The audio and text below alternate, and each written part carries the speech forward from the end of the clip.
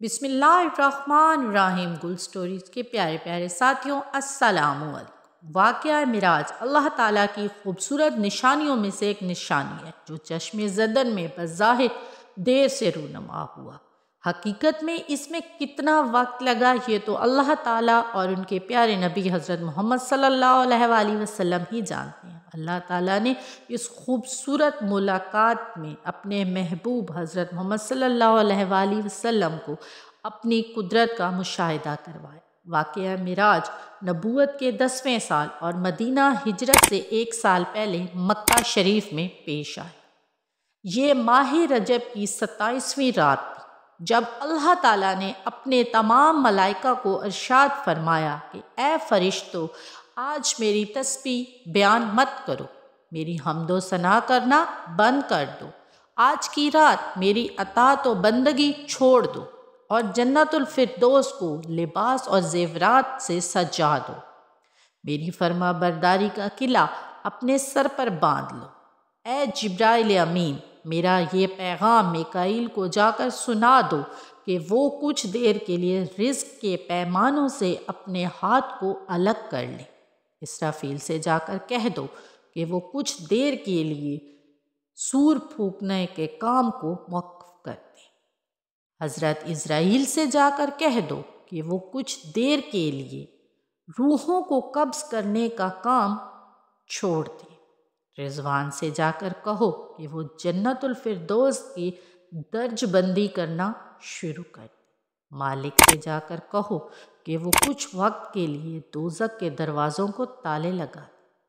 خلد بری کی حوروں سے جا کر کہو کہ وہ جلدی سے تیار ہو کر جنت کے محلوں کی چھتوں پر صف بستہ ہو کر کھڑی ہو جائے۔ مشرق سے لے کر مغرب تک جس قدر قبریں ہیں ان سے آج عذاب کو ختم کر دیا جائے۔ آج کی رات شب معراج یعنی میرے محبوب حضرت محمد صلی اللہ علیہ وآلہ وسلم کے استقبال کی تیاریاں کی جائیں۔ چشم زدن میں عالم بالا کا یہ نقشہ کس قدر پرکیف ہے۔ حکم ملتے ہی حضرت جبرائیل علیہ السلام 70,000 فرشتوں کو لے کر جنت سے ایک سواری لینے کو چلے گئے۔ آپ نے وہاں جا کر ایک ایسی سواری کا انتخاب کیا جو آج سے پہلے کسی شہنشاہ کو بھی میسر نہ ہوئی تھی۔ شہنشاہ کو میسر کیا، آج تک ایسی سواری کو کسی نے دیکھا بھی نہ ہوگا۔ اس خوبصورت سواری کا نام براق تھا۔ ایک روایت میں بیان ہے کہ رسول اللہ صلی اللہ علیہ وآلہ وسلم سے پہلے براق پر کوئی سوار نہ ہوا تھا۔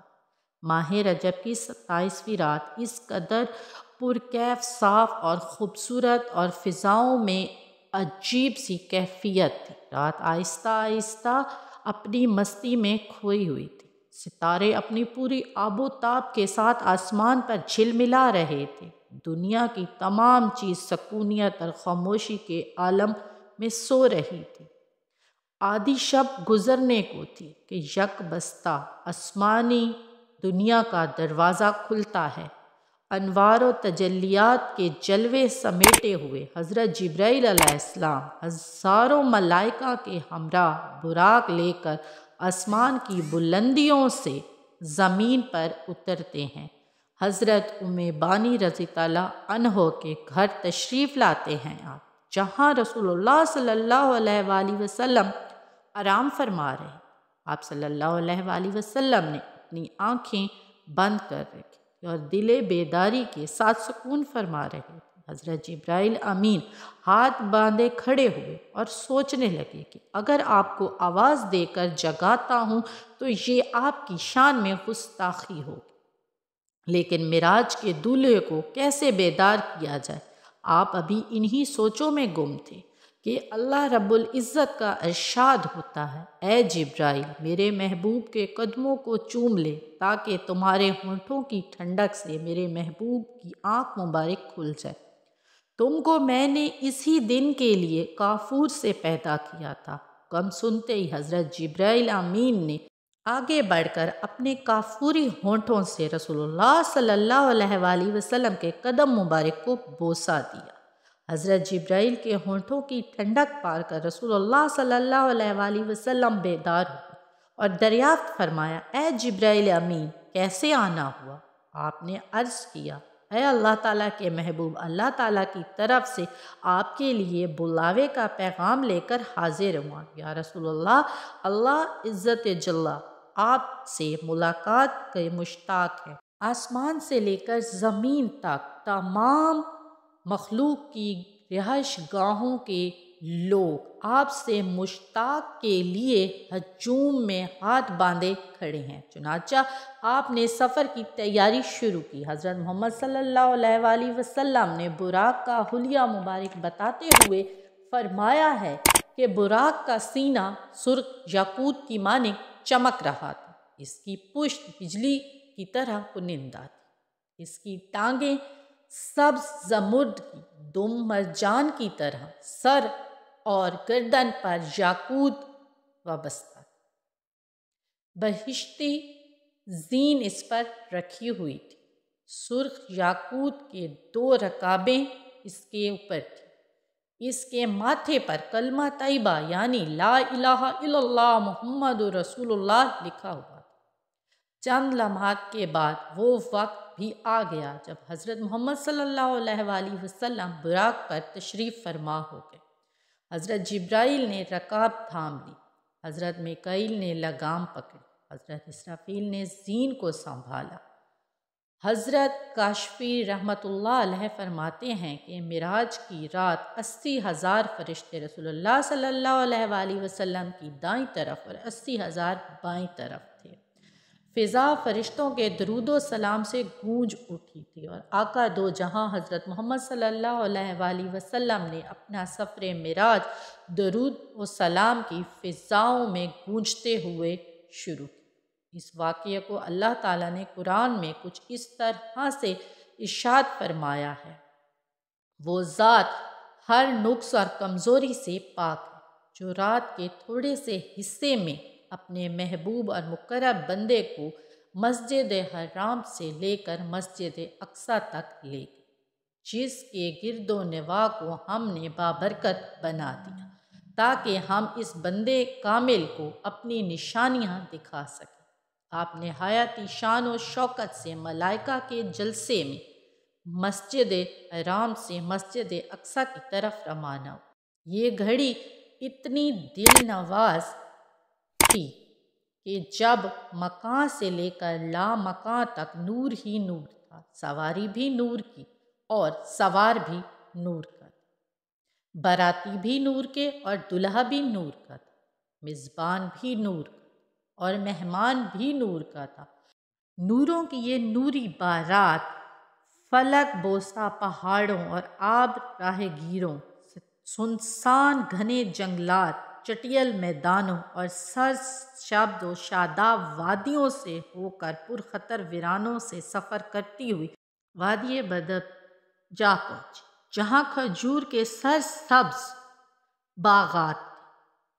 حضرت جبرائیل علیہ السلام نے عرض کیا، یا رسول اللہ صلی اللہ علیہ وآلہ وسلم، آپ یہاں پر اتر کر نفل ادا کریں، یہ آپ کی ہجرت کی سرزمین مدینہ طیبہ ہے۔ آپ نے نفل کی ادائیگی کے بعد دوبارہ سے اپنا سفر شروع کیا اور دیکھتے ہی دیکھتے آپ بیت المقدس میں آ پہنچے، جہاں قدسیوں کا ہجوم آپ کو سلامی پیش کر رہا تھا۔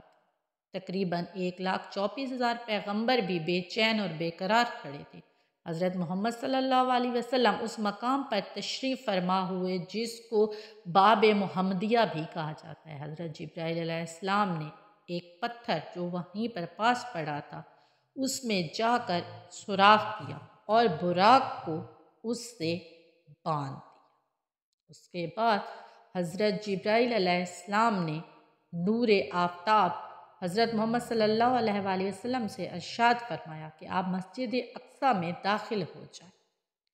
آپ مسجد اقصیٰ میں داخل ہوئے، صحن حرم سے فلک تک نور ہی نور تھا، ستارے ماند پڑ چکے تھے، قدسی آپ پر سلام پیش کر رہے تھے۔ حضرت جبرائیل علیہ السلام نے اذان دی، تمام انبیاء صف در صف کھڑے ہوتے گئے، جب صفیں بن چکی تو امام الانبیاء حضرت محمد صلی اللہ علیہ وآلہ وسلم نے امامت فرمائی اور تمام انبیاء نے آپ کی امامت میں 2 رکعت نماز ادا کی۔ تمام ملائکہ اور انبیاء نے آپ کی نیاز مندی کا اعلان کرتے ہوئے تمام ملائکہ اور انبیاء سر تسلیم خم کھڑے ہوئے۔ بیت المقدس نے آج تک اس سے خوبصورت دل نواز منظر روح پرواز نہ دیکھا ہوگا۔ وہاں سے فارغ ہو کر آپ درود و سلام کی فضاؤں میں ایک دفعہ پھر اپنے سفر کا آغاز کرتے ہیں۔ حضرت محمد صلی اللہ علیہ وآلہ وسلم نوری مخلوق کے جھلمٹ میں آسمان کی طرف روانہ ہوتے ہیں۔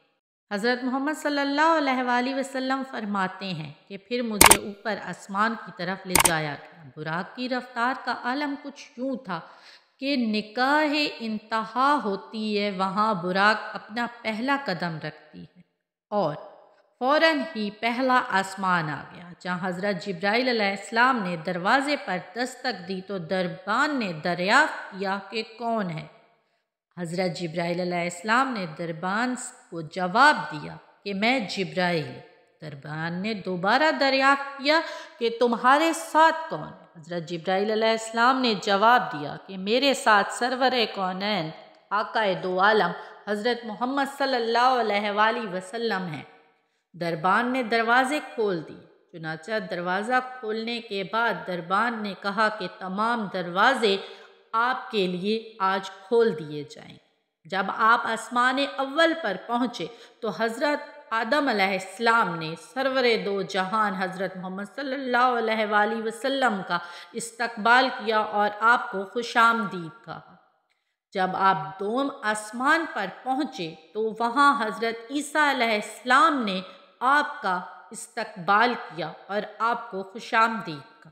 جب آپ سوئم آسمان پر پہنچے تو حضرت یحییٰ علیہ السلام نے محمد صلی اللہ علیہ وآلہ وسلم کا استقبال کرتے ہوئے آپ کو خوش آمدید کہا۔ جب آپ چہارم آسمان پر پہنچے تو حضرت یوسف نے، پنجم پر حضرت ہارون نے، ششم پر حضرت موسیٰ اور ہفتم پر حضرت ابراہیم علیہ السلام نے محمد صلی اللہ علیہ وآلہ وسلم کا استقبال کرتے ہوئے آپ کو خوش آمدید کہا۔ آپ کو جنت کی سیر کروائی گئی۔ پھر آپ صلی اللہ علیہ وسلم اس مقام پر جہاں پہنچے جہاں کام قدرت کے چلنے کی آواز آ رہی۔ اس کے بعد آپ صلی اللہ علیہ وآلہ وسلم کو سدرۃ المنتہا پہنچایا گیا جہاں مخلوق کے علوم کی انتہا ہے۔ فرشتوں نے اللہ تعالیٰ کے حضور اجازت طلب کی کہ اے اللہ تعالیٰ تیرے محبوب تشریف لا رہے ہیں، ان کے دیدار کی ہمیں اجازت عطا فرمائے۔ اللہ تعالیٰ نے حکم دیا تمام ملائکہ سدرۃ المنتہا پر جمع ہو جائیں اور جب میرے محبوب کی سواری آئے تو تمام ملائکہ زیارت کریں۔ چنانچہ تمام ملائکہ سدرۃ المنتہا پر جمع ہوئے اور رسول اللہ صلی اللہ علیہ وآلہ وسلم کو دیکھنے کے لیے سدرۃ المنتہا کو ڈھانپ لیا۔ اس مقام پر حضرت جبرائیل علیہ السلام رک گئے اور عرض کرنے لگے، اے اللہ کے پیارے نبی حضرت محمد صلی اللہ علیہ وآلہ وسلم، ہم سب کے لیے ایک حد مقرر کی گئی ہے، اگر میں اب اس سے آگے ایک قدم بھی بڑھاؤں گا تو رب العزت کی قسم ان کے انوار اور تجلیات سے میرے پل جل کر خاک ہو جائیں گے۔ یہ میرے مقام کی انتہا ہے۔ سبحان اللہ، میں قربان جاؤں اپنے پیارے نبی حضرت محمد صلی اللہ علیہ وآلہ وسلم کی شان کا اندازہ اس بات سے بھی لگا سکتے ہیں کہ جہاں شہباز سدرہ کے بازو تھک جائے، روح امین کی حد ختم ہو جائے، وہاں سے ہمارے پیارے نبی حضرت محمد صلی اللہ علیہ وآلہ وسلم کی پرواز شروع ہوتی ہے۔ اس مقام پر آپ صلی اللہ علیہ وآلہ وسلم نے ارشاد فرمایا، اے جبرائیل اگر کوئی حاجت ہے تو بتاؤ۔ حضرت جبرائیل علیہ السلام نے فرمایا، اے اللہ کے پیارے نبی حضرت محمد صلی اللہ علیہ وآلہ وسلم، میں آپ سے بس یہی مانگتا ہوں کہ قیامت کے روز جب آپ کے غلاموں کو پل صراط سے گزارا جا رہا ہو تو میں وہاں اپنے بازو پھیلاؤں گا تاکہ آپ کا ایک ایک غلام آسانی کے ساتھ اس پل سے گزر جائے۔ آپ صلی اللہ علیہ وآلہ وسلم حضرت جبرائیل امین کو اسی جگہ پر چھوڑ کر انوار التجلیات کے سفر کو طے کرنا شروع کر۔ جب رسول اللہ صلی اللہ علیہ وآلہ وسلم عرش کے قریب پہنچے تو آگے حجابات ہی حجابات، تمام پردے اٹھتے گئے۔ اس واقعے کو قرآن مجید میں کچھ اس طرح سے بیان کیا گیا ہے، جس کا ترجمہ کچھ یوں ہے: پھر جلوہ حسن نے اپنے ظہور کا ارادہ فرمایا۔ وہ محمد شب معراج میں عالم مقام کے سب سے اونچے کنارے پر تھے، یعنی عالم خلقت کی انتہا پر تھے۔ پھر وہ مبارک وقت بھی آ گیا کہ پیغمبر اسلام حضرت محمد صلی اللہ علیہ وآلہ وسلم کو حرم الہی میں پہنچایا گیا، جہاں آپ نے سر کی آنکھوں سے عین بیداری کے عالم میں اللہ تعالیٰ کی زیارت فرمائی۔ ایک اور مقام پر قرآن مجید میں محبوب اور محب کی اس دلکش ملاقات کا منظر کچھ اس طرح سے پیش کیا گیا: پھر وہ رب العزت اپنے حبیب سے قریب ہوا اور زیادہ قریب ہو گیا۔ پھر جلوہ حق اور حبیب مقرب کے درمیان صرف 2 کمانوں کے جتنا فاصلہ رہ گیا، یا پھر اس سے بھی کم۔ ایک اور روایات میں ارشاد باری تعالیٰ ہے کہ حضرت محمد صلی اللہ علیہ وآلہ وسلم اللہ کے قرب سے مشرف ہوئے، یا یوں کہیں کہ اللہ تعالیٰ نے اپنے محبوب کو اپنے قرب سے نوازا۔ جب حضور صلی اللہ علیہ وآلہ وسلم بارگاہ الہی میں پہنچے تو ارشاد ہوا: اس خاص مقام پر اللہ تعالیٰ نے اپنے عہد اور اپنے محبوب کی طرف وحی فرمائی۔ اس واقعے میں اللہ تعالیٰ کی قدرت کی بڑی بڑی نشانیاں موجود ہیں۔ یہ ساری کائنات جو کارخانہ قدرت ہے، جو کہ کارخانہ عالم کے مالک اللہ تعالیٰ ہیں۔ جب اللہ تعالیٰ نے اپنے محبوب حضرت محمد صلی اللہ علیہ وآلہ وسلم کو اپنی قدرت کی نشانیاں دکھانے کے لیے بلوایا تو اس وقت کتنا وقت لگا، اس کا اندازہ عقل انسانی کے لیے لگانا مشکل ہے۔ اللہ تعالیٰ جو ہر چیز پر قادر ہے، اس نے کارخانہ عالم کو بند کر دیا صرف اپنے محبوب حضرت محمد صلی اللہ علیہ وآلہ وسلم اور ان کی چیزوں اور انہیں وہ نشانیاں دکھانے کے لیے۔ صرف رسول اللہ صلی اللہ علیہ وآلہ وسلم متحرک تھے، باقی تمام کائنات روک دی گئی۔ چاند، سورج اپنی اپنی جگہ ساکن ہو گئے، حرارت اور ٹھنڈک کو اپنی اپنی جگہ منجمد کر دیا گیا۔ رسول اللہ صلی اللہ علیہ وآلہ وسلم کے جسم مبارک کی حرارت اپنی جگہ قائم تھی۔ اس کے علاوہ ہجرت مبارک کی زنجیر جو ہل رہی تھی، اسے اسی جگہ پر روک دیا گیا۔ جو سویا تھا وہ سوتا رہ گیا، جو بیٹھا تھا وہ بیٹھا رہ گیا۔ تمام زمانے کی حرکت کو بند کر دیا گیا۔ جب رسول اللہ صلی اللہ علیہ وآلہ وسلم راتوں رات ایک طویل سفر طے کر کے زمین پر دوبارہ واپس پہنچے تو کارخانہ عالم اللہ تعالیٰ کے حکم سے تمام اشیاء دوبارہ سے حرکت میں آ گئی۔ چاند اور سورج اپنی اپنی جگہ کام کرنے لگے، حرارت اور ٹھنڈک اپنی اپنی جگہ چلنے لگی، ہجرہ مبارک کی زنجیر دوبارہ سے ہلنے لگی اور اللہ تعالیٰ کی قدرت کی بنائی ہوئی تمام چیزیں دوبارہ سے حرکت میں آ گئی۔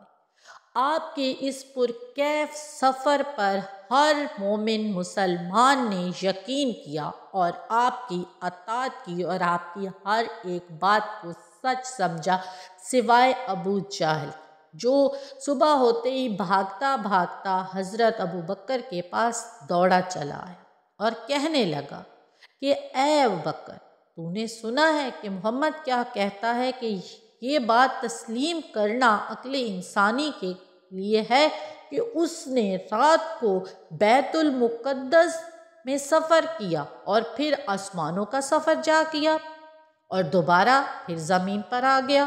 حضرت ابو بکر نے فرمایا اگر محمد صلی اللہ علیہ وآلہ وسلم فرماتے ہیں تو بالکل سچ ہوگا، کیونکہ ان کی زبان سے کبھی جھوٹ نکل ہی نہیں سکتا۔ میں اپنے نبی کی سچائی پر ایمان لاتا ہوں۔ کافر بول پڑے، اے ابو بکر، تم کھلم کھلا اس خلاف عقل بات کو کیوں صحیح سمجھ رہے ہو؟ آپ نے جواب دیا کہ میں تو اس سے بھی زیادہ خلاف عقل باتوں پر یقین رکھتا ہوں۔ اس دن سے آپ کو برگاہ محمدیہ صلی اللہ علیہ وآلہ وسلم سے صدیق کا لقب ملا۔ یہ ہے اللہ تعالیٰ کے محبوب اور اللہ تعالیٰ کی ملاقات کا بہت ہی خوبصورت اور دل نواز منظر۔ کتنا خوبصورت منظر ہوگا جب ایک عاشق نے اپنے محبوب کو اپنے دیدار کے لیے بلوایا ہوگا۔ اللہ تعالیٰ ہمیں تمام انسانوں کو قیامت کے دن رسول اللہ صلی اللہ علیہ وآلہ وسلم کا دیدار نصیب فرمائے اور اللہ تعالیٰ کا دیدار نصیب فرمائے، آمین۔ امید کرتی ہوں معراج کا یہ خوبصورت واقعہ آپ تمام لوگوں کو پسند آیا ہوگا۔ پسند آئے تو دوستوں کے ساتھ شیئر کر کے اس چینل کو سبسکرائب کرنا مت بھولیے گا اور اپنی قیمتی رائے سے ہمیں آگاہ کرتے رہیے گا۔ ملتے ہیں اگلی ایک ایسی ہی خوبصورت ویڈیو میں۔ مجھے دعاؤں میں یاد رکھیے گا۔ اللہ تعالیٰ آپ تمام لوگوں کا حامی و ناصر ہو۔ تب تک کے لیے اللہ حافظ۔